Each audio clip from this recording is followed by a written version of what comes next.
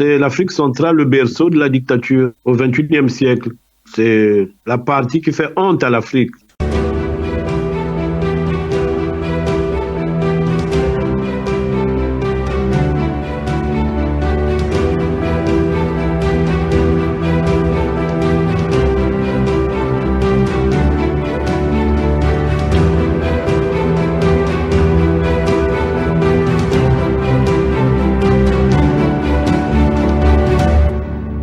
Bonsoir chers auditeurs et auditrices de la radio Bakambi, bonsoir parce que nous sommes aujourd'hui le vendredi 15, c'est ça, 15 mars. Vendredi c'est l'heure de nos émissions. Nous faisons nos émissions, nous disons bonsoir pour ceux qui nous écouteront dans la soirée ou tout simplement bonjour pour ceux qui nous écouteront le matin. Nous espérons que cette émission que vous allez suivre va pouvoir aussi, encore une fois de plus participer à vous aider à mieux comprendre l'actualité telle que nous la voyons, mais surtout telle que vous pouvez la penser et peut-être qu'aussi grâce à nos analyses, vous améliorez votre analyse. Pour commencer cette émission, nous allons vous présenter ceux qui vont participer. Ils sont 3, il y en a un qui nous rejoindra plus tard, mais pour le moment, ils sont 2. Je commencerai par M. Grégoire Gaïno. M. Gaïno, bonsoir. Bonsoir M. Kayus Ebelebe, bonsoir Sosten, bonsoir les auditeurs et bienvenue à la radio Bakambi. Merci beaucoup, M. Gaïno. Nous allons aussi recevoir M. Sosten Miamalane qui est présent. M. Miamalane, vous allez mieux, la grippe, elle est partie. Bonsoir, mon cher Gaïno Grégoire. Bonsoir, M. Kayus Ebelebe. Merci pour ce vendredi de l'émission. Avec la libération de Sonko, je suis donc guéri, pratiquement guéri. Mais je suis en convalescence, disons, et ça va. D'accord. Convalescence, guéri, content. Vous entrez dans les, comme on dit, dans le droit dans le sujet sur lequel on va débuter. Hein, c'est la libération de Sonko. La libération de Sonko, faut-il voir au travers de sa libération, là on parle du Sénégal, est-ce qu'il faut voir un signe d'apaisement de la part de M. Macky Sall ou tout simplement encore une entourloupe qui est en vue parce que vous savez que Sonko a été gracié, mais pas totalement. Il a été gracié partiellement. Ça veut dire quoi quand on libère un personnage comme Sonko, dont on sait qu'il est largement soutenu par les électeurs au Sénégal, et on le gracie, mais de sorte que ce soit partiel. Est-ce que cela l'empêchera à être candidat aux élections présidentielles sénégalaises? Monsieur Miamalane, vous qui suivez l'actualité sénégalaise, vous qui êtes guéri grâce à Sonko, qu'est-ce que vous pouvez nous dire sur ce sujet? Est-ce que ça grâce l'handicap pour être candidat ou pas du tout? Je dirais que déjà d'emblée, c'est une bonne chose et on devrait quand même remercier le peuple sénégalais. C'est un grand peuple. Ça montre que la démocratie respire au Sénégal à l'image même de leur devise. Parce que leur devise dit un peuple, un but et une foi. Donc, ça veut tout dire au Sénégal. Sonko libre de ses mouvements, même si c'est partiel, c'est un bon signe, mais ce qui est vrai, il ne peut plus être candidat. Parce que là, à 2 semaines de l'élection présidentielle, du premier tour de l'élection, il n'est plus candidat, il ne peut plus être, mais il a déjà son candidat. Je crois que Diomaye sera élu à la place de Sonko. Puisque au Sénégal, ça c'est une élection à 2 tours, mais je pense que pour la première fois, l'élection se fera à un tour. Ça sera un raz-de-marée. Et ce que je peux appeler, ça sera un référendum le 24 mars. Ça sera un référendum pour ou contre Sonko. Donc c'est représenté par Diomaye. Voilà. Pour un premier temps, ce que je peux dire, un référendum au Sénégal le 24. Okay.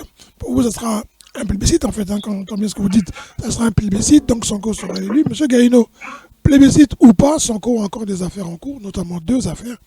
Donc il est gracié par Macky Sall avec 2 affaires qui pondent, comment dire, sous son nez. Donc il ne peut pas se présenter, mais il a un candidat qui, lui, se présente à sa place. Première question, est-ce que la justice sénégalaise est sous contrôle? Elle nous a montré que non, mais là quand même.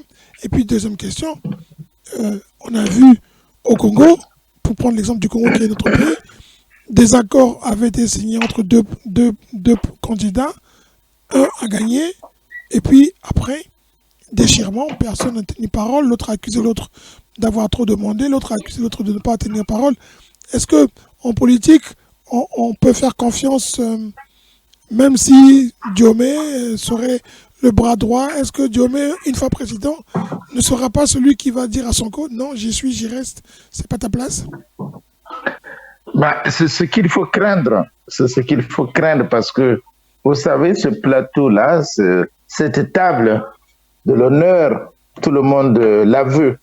Et lorsque tu es assis sur cette table-là, il est très, très difficile de penser aux autres, de dire, bon, voilà, moi, je vais céder la place, alors que c'est moi qui ai battu campagne, c'est moi.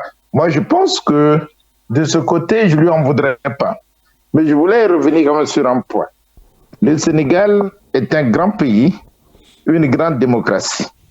Mais beaucoup plus un grand pays. Pourquoi? Parce que il faut voir que sa libération et aujourd'hui le report et la reprise des élections sont le fait de la maturité de tous les responsables sénégalais, à savoir la Cour constitutionnelle d'abord. Parce qu'il faut quand même avoir des gens de valeur qui peuvent dire non à un président, non à un homme. Et ensuite, le peuple qui est derrière, qui pousse, qui dit nous ne céderons pas parce que nous sommes en démocratie, il ne peut pas avoir des remaniements, des manipulations de la Constitution, comme chacun le veut. Ça, il faut quand même qu'on le reconnaisse, à ce peuple sénégalais-là, qui nous montre un exemple de la détermination d'un peuple. Il est vrai aussi que M. Macky Sall a besoin maintenant de sortir par une porte moyenne. Il aurait pu sortir par une grande porte, mais il va sortir par une porte moyenne au lieu que ce soit par une petite porte. Pourquoi? Parce qu'il aura fait encore que la paix revienne au Sénégal. Parce qu'en le libérant, M. Sonko, il crée quand même un autre climat au sein de cette population. Et je pense que les élections vont se dérouler de façon paisible, même si aujourd'hui, lui, il ne peut plus être candidat. Néanmoins, quand même, il est libre de ses mouvements. Il est encore jeune, je pense qu'il a encore l'avenir devant lui. Maintenant, il faut voir comment cela va se jouer si jamais son challenger est élu. Là aussi, c'est un autre combat. Oui, parce qu'en général, en politique, on dit que les promesses n'engagent que ceux qui croient en politique. Hein. Donc, on a vu, vous avez vu en France, Balladur est passé Premier ministre, puis il était candidat à la présidentielle. Il ne soutenait plus du tout Chirac, hein, alors qu'il avait... L'accord était que c'était lui. Exactement. Mais c'est pour ça que je dis cette chaise-là. C'est pour ça que je dis cette chaise-là, quand on est déjà assis là-dessus, cette table-là, on ne peut pas la quitter. Ça, c'est tout le monde, c'est l'ambition de tout le monde. Donc, si aujourd'hui son challenger est élu, il ne faut pas s'attendre à ce qu'il lui dise. De toute façon, ce serait même incohérent que quelqu'un qui a été élu par le peuple puisse céder la chaise à une autre personne. Ce n'est pas démocratique parce que ce n'est pas lui qui a été élu. Quand on va à une élection, il y a d'abord les promesses que la personne, d'abord le charisme de la personne elle-même, les promesses et comment il parle à la population. Même si M. Sonko est très connu, mais quand même, on ne peut pas céder un pouvoir comme ça. Même moi, à sa place, je ne le céderai pas. Mais j'ai un petit bémol, je crois que déjà, pour Macky Sall, il a épuisé toutes ses cartes. Macky Sall, avec le nouveau pouvoir, il sera jugé. Ça, j'en suis convaincu. Les Sénégalais ne le laisseront pas comme ça, se balader avec tous ces morts. Donc, pour lui, la situation est connue. Il sera traduit en justice. Mais concernant Sonko, les élections, le Sénégal, c'est un pays démocratique. Quand Diomaye sera élu, je sais qu'il sera élu dès le premier tour, raison pour laquelle j'ai parlé de référendum, mais il ne pourra pas laisser Sonko. Sonko peut peut-être être son premier ministre. Voilà. Ils peuvent collaborer, oui, ils peuvent travailler ensemble. Il peut le faire à la Poutine et Medvedev. Et Sonko, il est encore jeune, comme mon co-débatteur a su le dire, il pourra revenir dans la prochaine élection. Mais pour l'instant, celui qui sera le chef de l'État, celui qui va diriger, mais aux côtés de Sonko. Pendant ce temps, Macky Sall sera au chaud quelque part dans une prison de Dakar, sinon en exil. Mais je te dis aussi, ne vends pas la peau de l'ours avant de l'avoir tué, parce que le candidat de la majorité, il est très, très, très bien soutenu. Il faut suivre un peu leur campagne. Quand il va, il y a quand même pas mal de foule. Hein, donc, c'est pas vraiment sûr et certain. C'est un vrai combat qui va se dérouler là au Sénégal. Par contre, le candidat de la majorité a commis la bêtise au départ. Puisqu'en Afrique, on parle un peu des parents, comment on appelle ça, de père et de mère.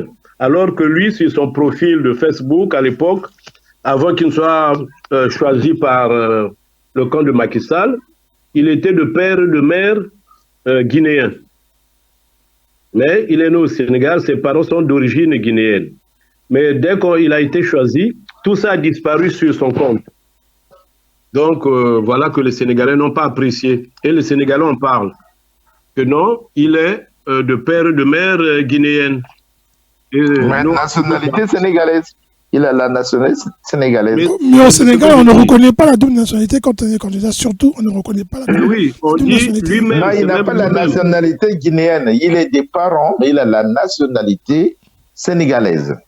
Les Sénégalais en parlent parce qu'il est de deux parents d'origine guinéenne. Ils ont immigré au Sénégal et lui, il est né au Sénégal. Mais pourquoi il a retiré ça sur son profil, sur son compte Facebook? C'est ça, les Sénégalais se disent non, c'est pas quelqu'un de sérieux. Donc, le raz-de-marée, ça sera pour le futur président Diomaye. Voilà. Bon, on va voir. Ça, c'est mon analyse. J'ai dit qu'il va perdre des points. À cause de ça, il est allé vite en besogne, on ne sait même pas pourquoi il avait mis ça. Il n'avait pas besoin, puisqu'après il a retiré. Donc, mais entre-temps, les Sénégalais avaient déjà vu et ça circulait déjà. D'accord. Mais juste une dernière question sur le Sénégal. Quand on regarde la sortie de M. Sonko et qu'on voit qu'il a encore des casseroles et que lui, il n'est pas candidat, on imagine bien que Macky Sall a pesé le pour et le contre. Il va forcément donner, comment dire, du poids à l'autre, mais il peut aussi être, comment dire ça, un fardeau pour la campagne de Diomaye. Tout à fait, oui. Il sera sûrement un fardeau, mais je pense qu'il prendra quand même part au meeting. Ça dépend de comment il va déclarer, comment il va soutenir son enfin celui qui le remplace. Il faudrait peut-être qu'il ait un langage aussi cohérent en disant voilà, bon, moi j'ai vécu ce que j'ai vécu, maintenant celui qui est candidat, qui va porter notre flambeau très haut, il faut être avec lui, derrière lui, soutenons-le et conduisons de telle sorte que bon, après quand il sera élu, ils pourront travailler ensemble. Mais c'est là le danger, il ne faut pas qu'il fasse un faux pas. Il ne faut pas non plus qu'ils disent bon voilà, moi j'ai été blanc, enfin je suis sorti de la prison, mais ça avait été ma place, mais non, je pense qu'il laissera l'autre faire sa campagne librement, il le soutiendra, il accompagnera peut-être partout, je n'en sais rien, mais c'est ce que je souhaite, hein, qu'il accompagne partout, et puis voilà, et puis maintenant, une fois élu, ben là, il pourra faire de lui un premier ministre ou une personnalité qui comptera selon sa volonté. Mais s'il ne le fait pas, ce sera grave quand même. Parce que le Sénégal peut encore retomber dans des difficultés, si vous voulez, si jamais il y a un conflit entre les deux. Donc, c'est pas bon. Oui. Monsieur Niambalat, il peut devenir un fardeau pour ceux qui veulent changer le pays. Vous savez qu'on reproche beaucoup à M. Sonko d'avoir fait trop de déclarations qui ont mis le feu aux poudres, qui ont fait qu'il se retrouve en prison. Il est très peu conciliable. Il est tellement trop déterminé à faire partir la France et tous les pays occidentaux qui ne veulent pas que les pays africains soient indépendants, qu'on lui reproche ce manque de sagesse.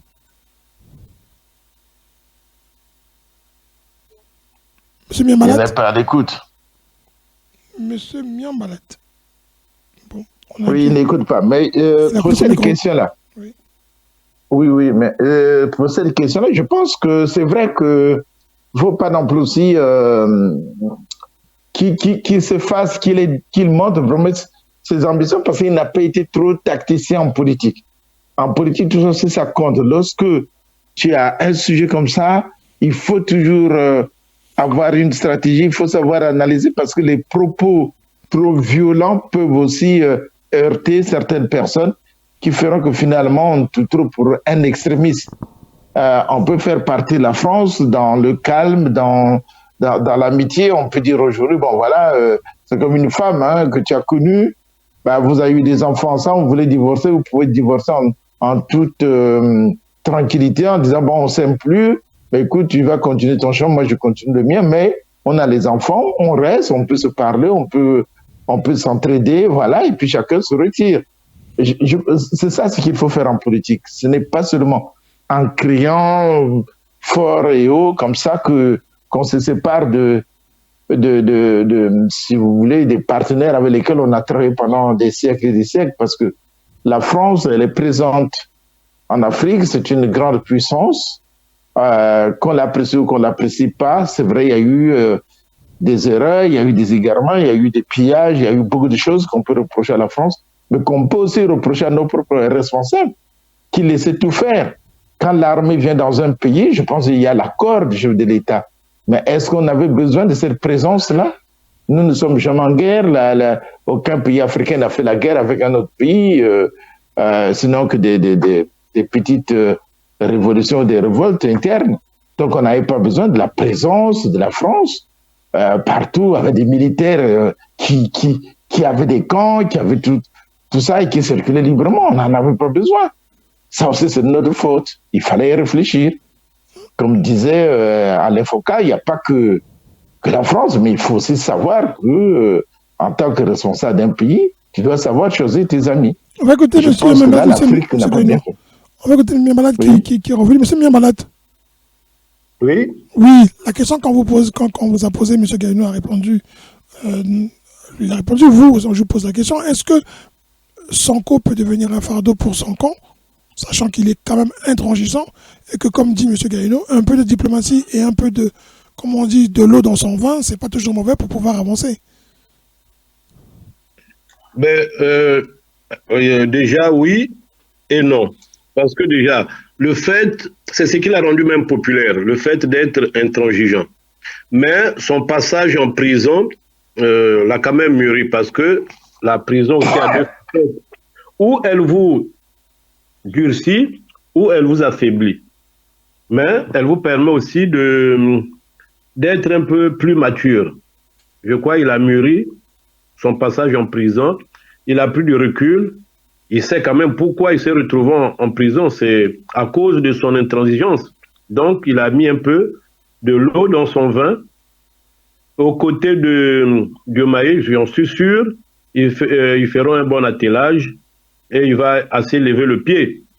Parce qu'avec la France, au départ, il faut quand même montrer que c'est ce que la France a toujours fait pendant des décennies, pendant la colonisation, l'esclavage. Ça n'a pas toujours plu aux Africains.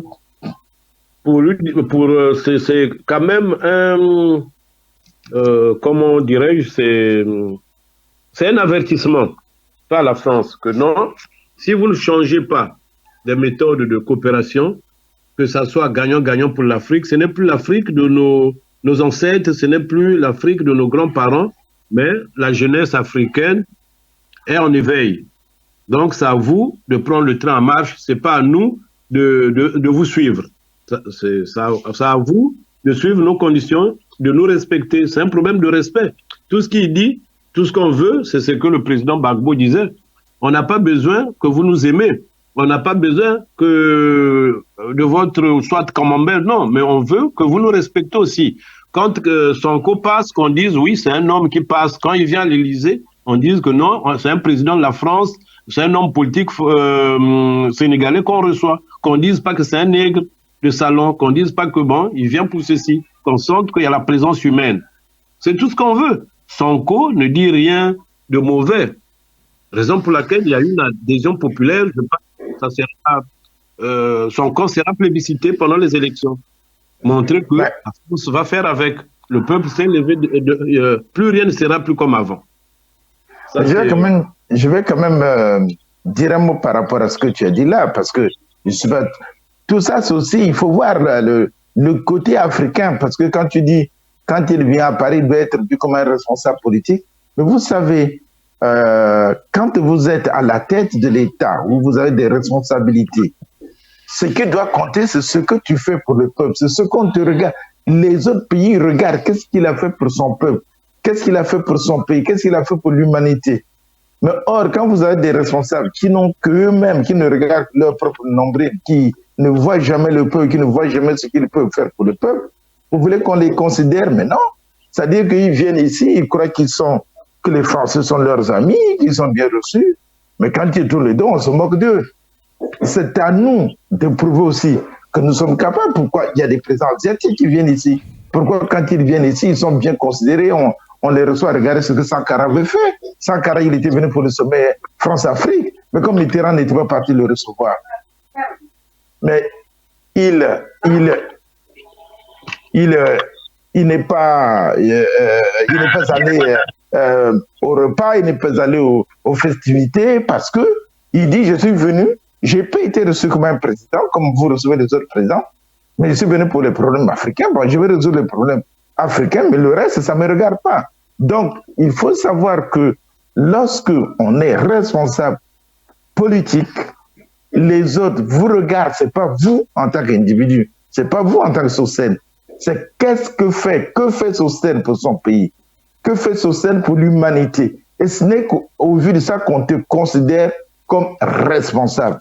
Mais lorsque tu travailles pour toi, tu fais pour toi, pour ta famille, pour tes amis, lorsque tu vends ton pays pour être bien vu, mais laisse-moi te dire que derrière toi, on se moque de toi, on te regarde comme un petit gamin. On n'est pas une personnalité qui le veut. On n'est pas un grand homme sans avoir rien fait.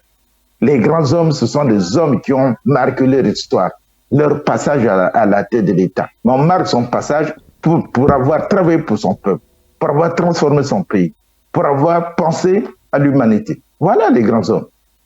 Mais je suis tout à fait d'accord. Le problème est que la coalition Sonko n'est pas encore arrivée au pouvoir. Ils ont parlé, la population a adhéré, donc il faudrait lier l'utile à l'agréable. Mais tant qu'ils ne sont pas à la manette, on ne peut pas déjà mettre la charrue avant les bœufs. Donc le grand maçon, c'est au pied du mur.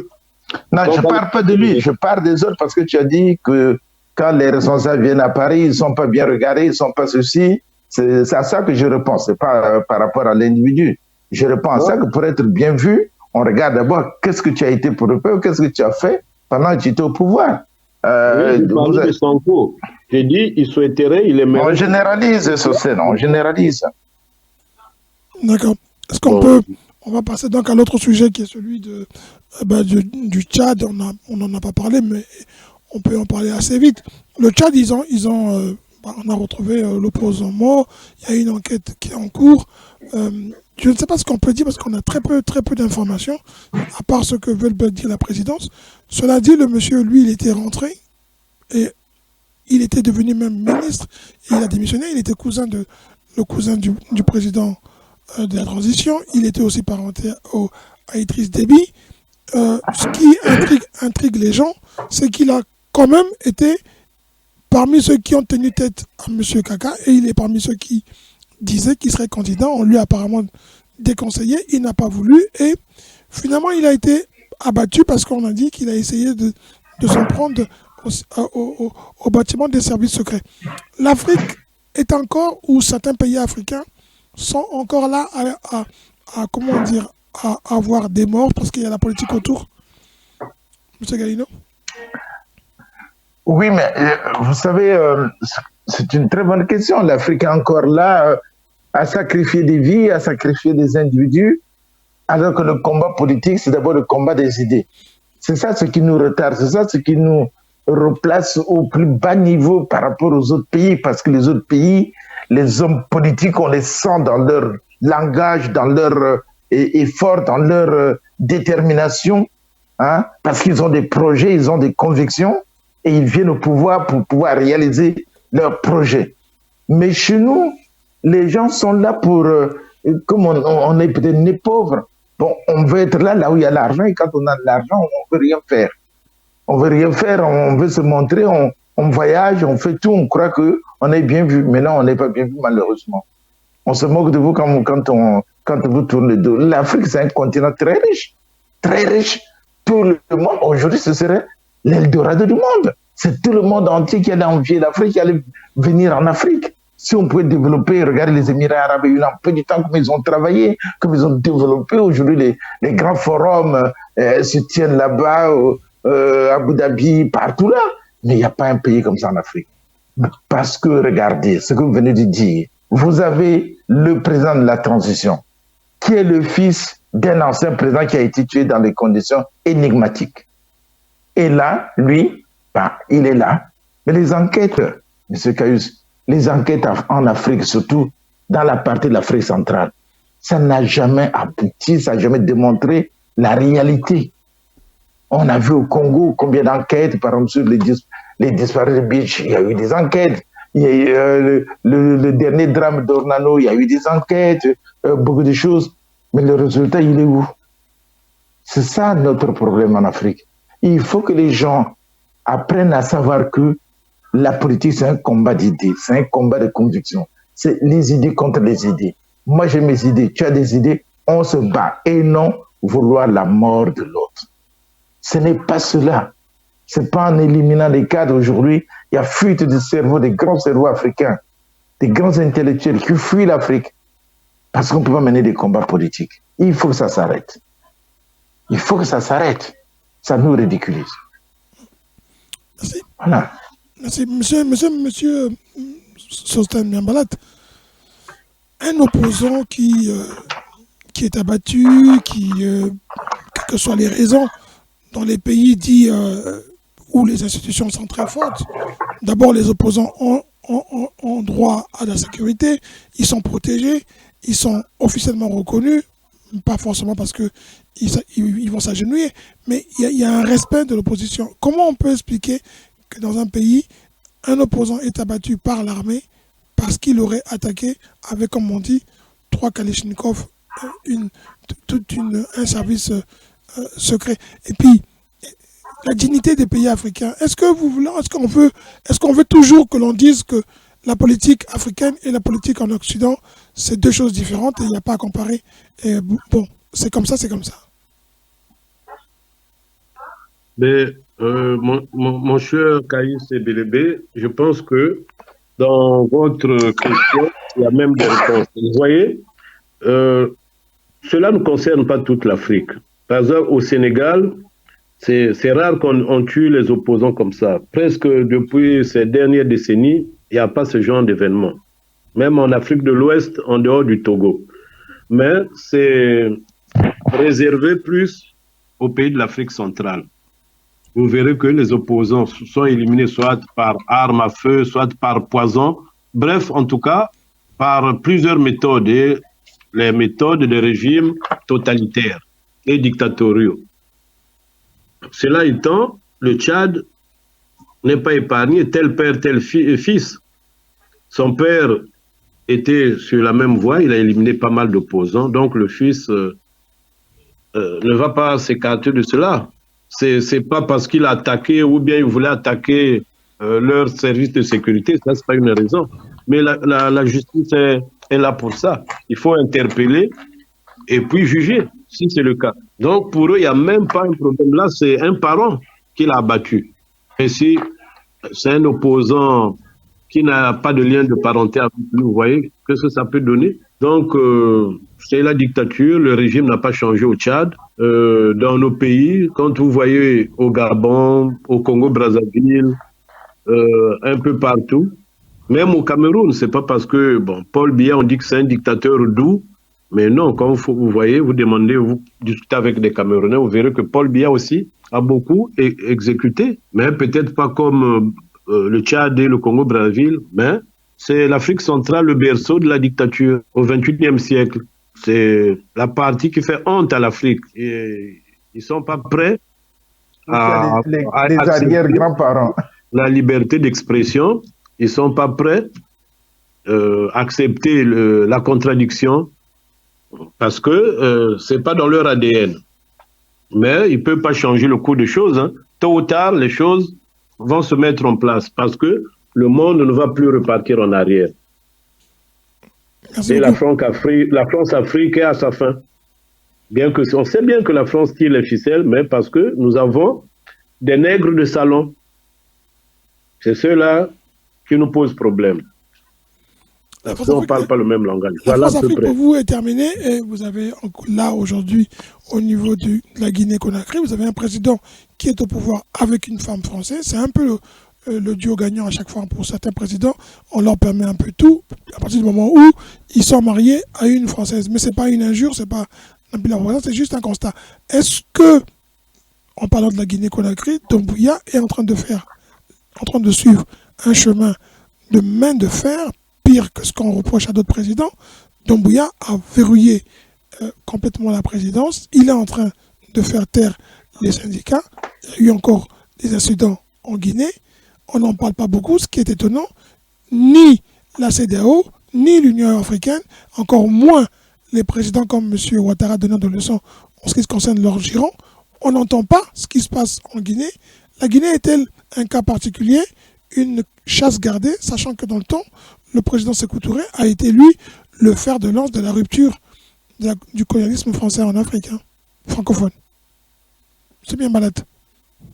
Mais effectivement, la seule personne, le seul président qu'ils ont eu qui a fait face à la France, c'est Ahmed Sékou Touré, qui s'est opposé au général de Gaulle dès les années 58. Il a dit non. Mais après de Gaulle et après Sékou Touré, tous les présidents qui se sont succédés, notamment le président, le colonel, comment on l'appelait, oh là là. On va passer celui que le Dadis a remplacé. Lassana Conté. Lassana Conté, bon, c'est un militaire, mais c'était un militaire analphabète, hein. Même s'il était colonel, c'est un sac à dos, donc il se faisait manipuler par la France. Sékou Touré était quelqu'un d'intelligent, quelqu'un d'averti, mais le colonel Lassana Conté, il ne s'attendait même pas à prendre le pouvoir. C'est par hasard, au départ, il ne voulait pas, mais quand il est venu, la France l'a rassuré. Voilà, il est resté jusqu'à sa mort, jusqu'au moment, il y a eu Dadis. Bon, celui-là aussi, il voulait jouer au Sankara, mais ça n'a pas tenu. Alpha Condé, qui est resté longtemps en France, qui se passait pour l'opposant de Sékou Touré, mais après, avec la France-Afrique, il s'est embarqué une fois au pouvoir. C'est comme bon nombre d'Africains. Quand ils sont opposants, ils ont de bonnes paroles, mais quand ils arrivent au pouvoir, ce qu'il leur reste à faire, c'est conserver le pouvoir au détriment de leur peuple et au profit de ceux qui les assistent, de la France-Afrique. Doumbouya, donc, malgré qu'au départ, il avait de bonnes intentions, il est rentré dans les mêmes moules, puisque au départ, il voulait jouer comme les pays du Sahel. Il hésitait. Ou c'est avec les Ouattara, ou donc il était mi-figue, mi-raisin. Mais maintenant, là, il nous montre qu'il est plus avec la ligne de Ouattara, il est plus avec la France. De surcroît, comme vous avez su le dire, sa femme est française. Il ne faut pas qu'on ignore ça, il ne faut pas qu'on ausculte ça. Donc, elle a aussi quand même, sous la couette, il donne des petits compléments à la France, elle parle du bien de la France. Mais c'est quelqu'un qui n'est pas dans la lancée des autres, il n'est pas vraiment un vrai révolutionnaire. C'est un légionnaire. Il ne fait pas partie des pays du Sahel. Hein. C'est ce qui est étonnant d'ailleurs. Pardon ? Comme la dernière fois, vous avez fait une remarque.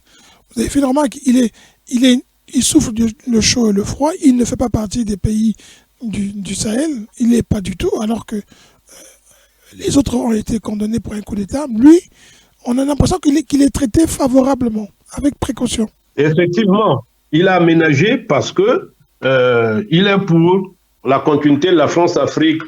Parce que c'est un pays très riche. C'est un scandale aussi géologique, la Guinée. La Guinée est l'un des pays les plus riches en ressources du sous-sol, en minerais. Donc la France ne peut pas laisser ce potentiel-là à d'autres pays, si bien que Doumbouya est tenté d'être du côté français parce que c'est un ancien légionnaire. Il doit ce qu'il est à la France. C'est sous la bénédiction française. Voilà, de mon point de vue. Il est dans le giron français, mais il avance à pas feutrés. Merci beaucoup. M. Gaïno, la France, toujours présente, pas présente. En tout cas, ce qui est sûr, c'est que la monnaie, elle est toujours tapée, elle est imprimée en France. Beaucoup de contrats sont d'ailleurs offerts à les entreprises françaises. On ne peut pas dire que la France n'est pas présente en Guinée-Conakry. Oui, mais vous savez, tous ces militaires qui arrivent au pouvoir par des coups d'État, finalement, nous conduisent vers les échecs qu'on a déjà connus. Parce que jusqu'à présent, tous les pays africains dirigés par les militaires n'ont pas pu progresser d'un pouce. Et aujourd'hui, la Guinée, qui est un pays très riche, puisque là, on venait de découvrir les mines de fer les plus riches au monde. Ils ont dit, ça va dépasser 30 ans d'exploitation. 30 ans d'exploitation. Mais lesquels sont en train d'exploiter, c'est une compagnie, je crois, italienne, Rio Tinto, et puis une compagnie, je crois, australienne. Mais regarde, par exemple, on découvre des mines comme ça dans la région de Kouroussa, où il n'y a que des montagnes de mines de fer, et ils sont en train, en même temps, pendant qu'on est en train d'exploiter déjà, ils sont en train de construire tout. Ils sont en train de construire le chemin de fer qui va partir de la zone d'exploitation vers la mer. Donc, pour exportation de mines comme ça. Et rien ne sera transformé sur place. Donc, vous voyez que, comme disait un responsable chinois, que ces Africains qui, soit sur leur papier, ils ont la nationalité française, ou ils ont une femme française, mais ils sont présidents africains, ben, voilà leur comportement. Aujourd'hui, franchement, est-ce qu'on peut accepter qu'on découvre des mines de fer chez vous, vous acceptez qu'ils vous construisent un chemin de fer qui va aller directement à la mer, comme le cas du chemin de fer du Congo, pour exploiter ces minéraux-là, sans dire, bon, au moins que même 30-40% soient quand même transformés sur place. Rien du tout. Moi, j'ai suivi cette émission-là, j'étais écœuré, j'étais en train de bouillir, j'étais assis, je bouillonnais, quoi. Je dis, mais c'est pas possible. Ils ont la bauxite là-bas, ils ont tout. Hein? 25 milliards de tonnes de bauxite.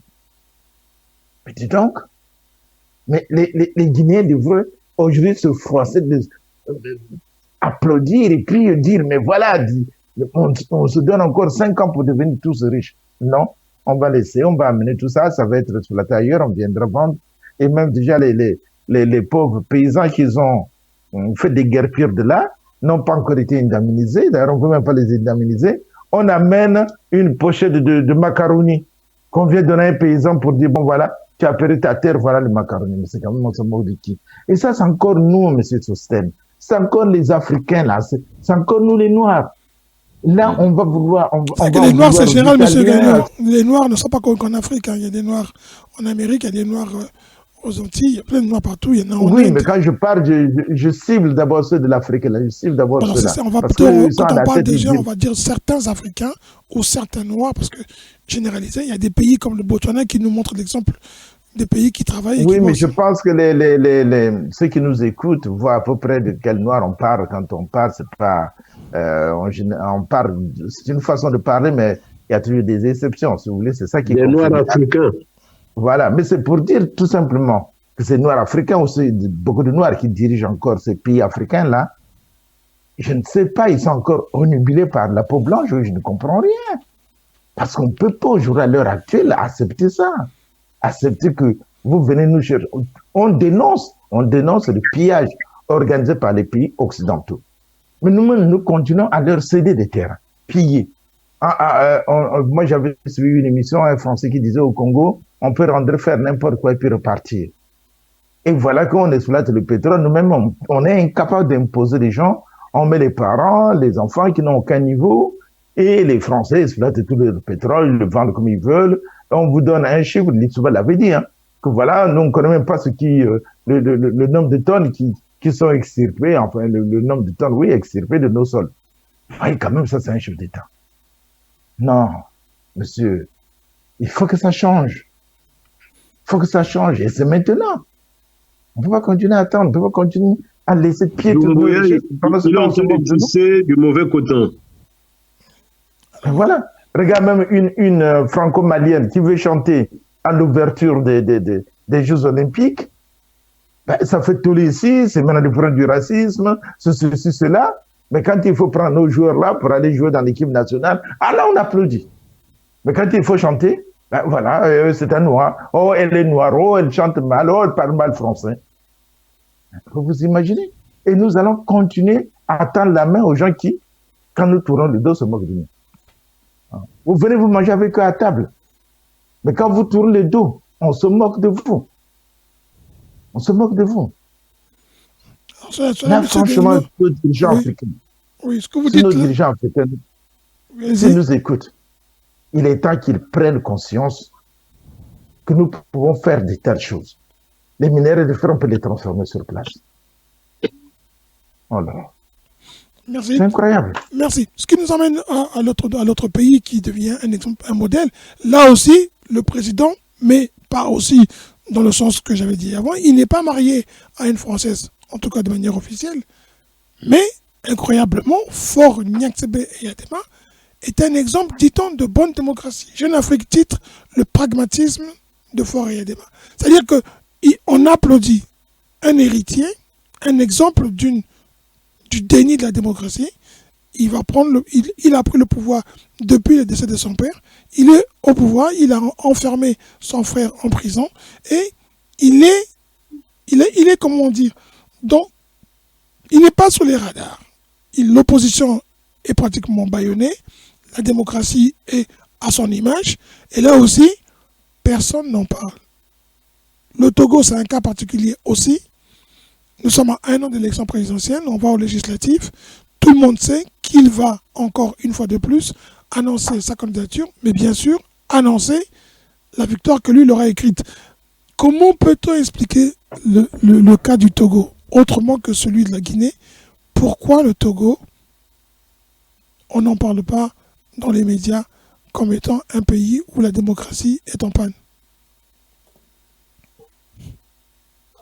Pour le Togo, je ne sais pas, c'est un cas de colle. Le Togo, pratiquement, il est le pays un peu plus isolé démocratiquement en Afrique de l'Ouest.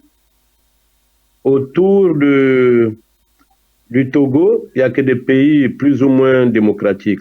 Là où les présidents se succèdent, il y a l'alternative, mais il y a l'alternance. Au Togo, jamais, depuis plus de 50 ans, c'est la même famille. Donc, depuis Chris Olympio, les Eyadema sont venus jusqu'à nos jours.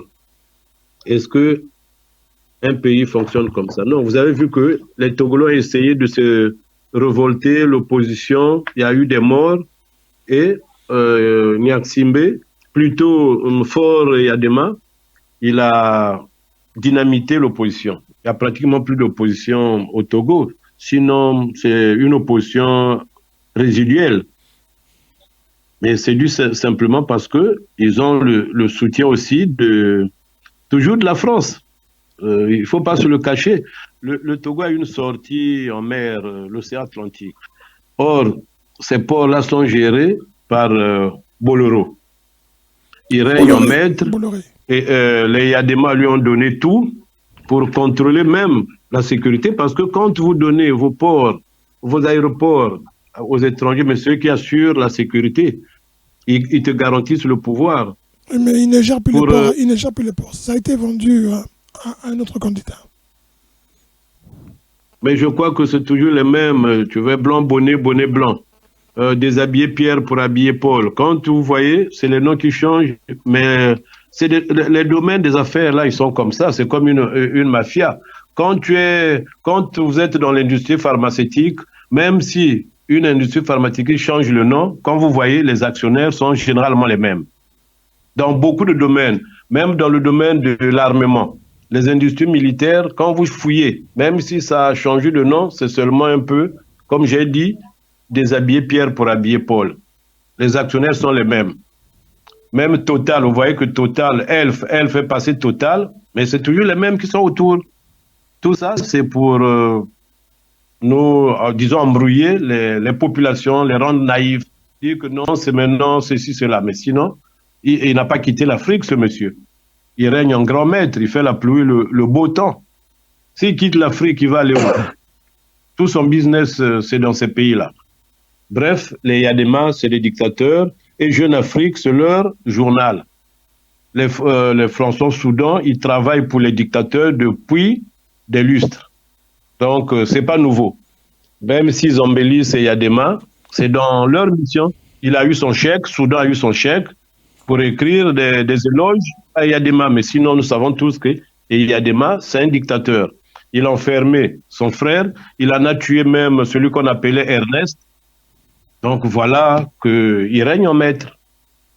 Je ne sais pas quand est-ce qu'ils vont s'en sortir. Nous sommes un peu dans le même cas. Puisque Yadema, il admire le président Denis Sassou Nguesso, c'est son père. Donc, qui s'assemble, se ressemble. Merci. M. Gaïno, l'analyse de M. Miambalate qui dit que, ou qui montre comme un peu ce que pensent beaucoup de gens, et Yadema est favorisé dans les médias. Jeune Afrique écrit, et parfois Jeune Afrique, on aurait bien voulu qu'il s'écrive un peu plus en disant qu'il est vieux, parce qu'il parfois il passe par dans beaucoup de milieux. Mais cela dit, il révèle un certain malaise, c'est qu'il y a des présidents que Jeune Afrique encense, et il y a des présidents qui ne présentent pas.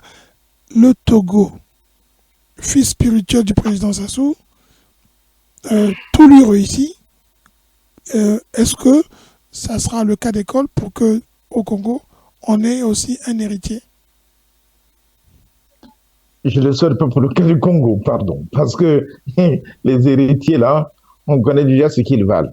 Mais pour revenir sérieusement au cas du Togo, vous avez parlé aussi de cette publicité que ces gens-là bénéficient dans les journaux comme Jeune Afrique. Mais quand vous vous promenez ici en France, vous allez dans les kiosques, vous allez voir rarement Jeune Afrique. Rarement. Vous allez trouver, mais pas partout.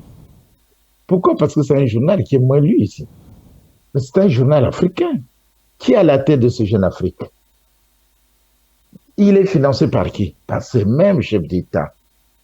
Comme quelqu'un disait un Congolais dans une vidéo, il accusait ces responsables congolais qui viennent acheter leur publicité chez les chanteurs, en donnant de l'argent à un chanteur pour que son nom soit cité dans les chansons. J'ai tellement apprécié ce qu'il a dit. Il dit, au lieu de apparaître comme un responsable par le savoir-faire, par ce qu'on fait pour son pays, par ce qu'on fait pour son peuple, mais comme ils sont vides, alors ils veulent se faire voir en allant voir un chanteur, en lui donnant des billets, et puis voilà, le chanteur se met à chanter son nom, et là, il peut taper sur la poitrine en disant, voilà, je suis ministre, ou je suis X, ou je suis général, ou je suis ceci. Et c'est exactement ce qui se passe. Au Togo, Yadema, père meurt, c'est le fils qui prend le pouvoir, soutenu par les gens comme le défunt Ali Bongo, et de l'autre côté aussi du Congo-Brazzaville, où ils font des va-et-vient, ils appartiennent au même club que vous connaissez, le club dans lequel vous allez trouver la majorité des chefs d'État africains, la franc-maçonnerie, si vous voulez, je cite. Donc aujourd'hui, il est vrai que on dit que pour les hommes d'affaires, le Togo offre un peu plus de possibilités parce qu'il y a beaucoup de banques du temps qui se sont installées là-bas, mais la dictature, elle est toujours là. Il faut renouveler les idées.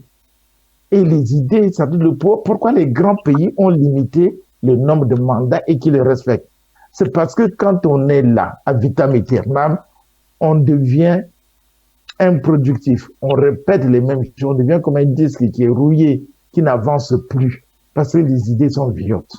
Il faut les renouveler. Et pour les renouveler, il faut changer les hommes. Regardez aujourd'hui ce qui se passe au Congo. Nous tous, on a connu Sassou Nguesso au premier mandat. On n'avait pas ce qu'on est en train de vivre aujourd'hui, l'insécurité, la faim, la famine, les hôpitaux, plus rien, les pharmacies, plus rien. Il n'y a rien qui marche au Congo. Et quand on avait connu après la mort de celui qu'ils ont éliminé eux-mêmes, après Maringwabi, même après Yombi, Mais on n'était pas dans ce chaos-là. Mais si M. Sassou était parti plus loin, depuis très longtemps, on aurait peut-être quelqu'un qui aurait eu encore d'autres idées. On fait sur place. Et même pas de sur place, on recule. Mais vous voyez, c'est ça le drame de nos pays. C'est toujours d'avoir... Et moi, je demanderais même aux Congolais, huez sur ces ministres-là, huez sur ces présidents-là. N'ayez pas peur, ils ne vont pas vous tuer. Si vous êtes en foule, vous les voyez, au lieu de les applaudir. Il faut huer comme ça qu'ils savent que nous sommes hués. Parce qu'ils ne représentent pas le peuple. Ce sont des voleurs. Quand on voit un voleur, on doit huer sur lui. Huer sur ces gens-là. Pour qu'ils sachent vraiment que ce sont des voleurs. C'est pas normal. Et là, l'arme fatale, c'est tuer pour résister, tuer tous les ennemis, tous les opposants. Voilà, et il y a des mains. Il est là depuis des années. C'est que Trichet, il est appuyé par leur club de franc-maçonnerie. Et voilà. On n'attend rien de ces gens-là. Alors, si on regarde ce qui se passe au Togo, on regarde la Guinée, on regarde le Tchad, on regarde ailleurs, il y a encore d'autres élections qui vont avoir lieu. Pour conclure, est-ce que vous pensez que 2004 sera une année où l'Afrique va vraiment tourner la page? Il y a beaucoup de pays qui ont commencé à s'éloigner, non pas à s'éloigner des pays qui, comme on dit, des pays occidentaux, hein, mais réellement à changer complètement le rapport de force et à désormais réellement tirer profit. Et est-ce que vous pensez que la jeunesse africaine, pour conclure, sera pour 2024, c'est un peu trop tôt à dire, le fer de lance dans les pays francophones, dans les pays francophones, ils seront le fer de lance d'un autre rapport et la génération dite, entre parenthèses, des cinquantenaires ou des soixantenaires, c'est ça qui est né dans les années 40 à 60, qui ne comprend pas, va être balayée. Pour conclure, Monsieur Gaïno, s'il vous plaît, 2 minutes, et Monsieur Miabalat. Oui, 2 minutes, c'est même beaucoup. Oui, pour conclure, je vais tout simplement dire que je pense que la jeunesse africaine aujourd'hui a compris qu'elle doit compter sur elle-même et aussi chercher à prendre leur destin en main. Et c'est le message qu'on peut leur faire passer parce que lorsque vous avez des gens qui viennent au pouvoir rien que pour voler et puis se promener à travers le monde, ils croient qu'ils sont bien vus, mais en réalité, ils ne le sont pas. Et l'Afrique ne doit pas être le dernier maillon du monde puisque nous avions toutes les richesses. Il faut que nos richesses soient transformées. Je pense qu'il y a certains pays qui commencent à le comprendre. Malgré tout, il n'y en a pas beaucoup, mais surtout les pays anglophones qui commencent à comprendre, qui sont en train d'évoluer. Dans ce sens-là, le cas du Nigeria, il est bien visible. Hein. Vous voyez, le pétrole avait raffiné sur place, et ainsi de suite. Donc, c'est à nous, cette jeunesse-là, il faut donner la possibilité, il faut la former. C'est peut-être ce que je peux me plaindre pour le cas du Congo, qui a détruit les écoles. Parce que pour détruire un pays, il faut détruire la formation. Donc, les écoles. Récemment, on a parlé du lycée agricole, mais ça, c'est pas un lycée agricole, parce qu'un lycée agricole qui n'a pas de matériel agricole, qu'est-ce qu'il enseigne? C'est pas un lycée agricole, vous voyez. Donc, on a tout détruit pour le Congo et c'est lamentable parce que il sera vraiment le dernier maillon, mais certains pays ont compris. Et je crois que les Congolais doivent saisir cette opportunité-là pour dire, on ne peut plus, même si c'est ton oncle qui est au pouvoir, mais qui te fait du mal, tu as le droit de t'opposer à lui.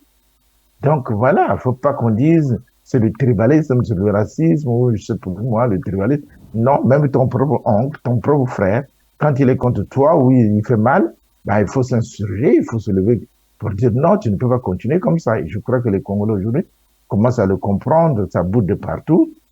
Maintenant, il faut qu'ils mettent le feu pour dire non, ça suffit. Voilà.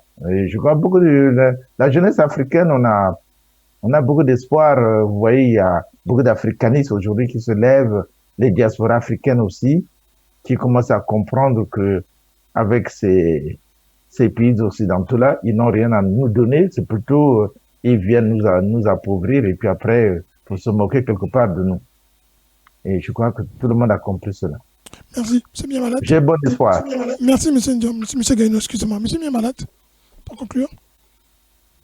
Oui, effectivement, je continue de penser que le 21e siècle sera africain, à condition que les jeunes prennent leur destin en main, en se basant sur les sociétés civiles. Je les mets au pluriel, donc les sociétés civiles, toutes les sociétés civiles confondues et les religieux. Parce que le politique est tellement empêtré dans la magouille, dans la corruption, dans les jeux de passe-passe que c'est pas le politique africain qui apportera le sursaut. C'est la société civile, parce que les oppositions sont très faibles en Afrique. Et vous savez que c'est un monde de dirigeants, dictateurs, totalitaires, où l'opposition a du mal à émerger.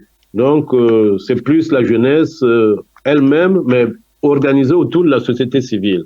Parce qu'une jeunesse abandonnée, qui n'est pas organisée, est une jeunesse morte. C'est même le président Mario Ngouabi qui le disait. Donc, on fait confiance à la jeunesse et aux nouvelles techniques de l'information. Les réseaux sociaux, c'est vraiment un appui pour la jeunesse. Et la jeunesse africaine n'est pas en reste, ils manipulent bien ces nouveaux médias. Donc, je crois que l'Occident est même surpris de cette rapidité. C'est donc leur 21e siècle, ils doivent s'en saisir. Même si nous, on commence déjà à être un peu plus âgés, plus vieux, mais on sera toujours aux côtés de ces jeunes qui bouillonnent de liberté, qui veulent faire comme les autres. Ils ne veulent pas rester la dernière roue de la carrosse. Voilà à peu près, mais j'ai confiance. Merci beaucoup. Ce sera le mot de la fin. Ayons confiance à la jeunesse, ayons confiance. Merci. Mais peut-être que la jeunesse seule ne pourra rien et qu'elle aura besoin aussi de l'expérience des vieux pour la guider. Merci beaucoup. Ce sera le dernier mot. Nous parlerons des autres sujets la semaine prochaine. Nous aurons rendez-vous lundi pour la suite de l'actualité. Monsieur Mbet, Monsieur Gaïno, bonne soirée et bon week-end. Au revoir. Merci. Bonne soirée aux auditeurs et puis à la prochaine. Au revoir.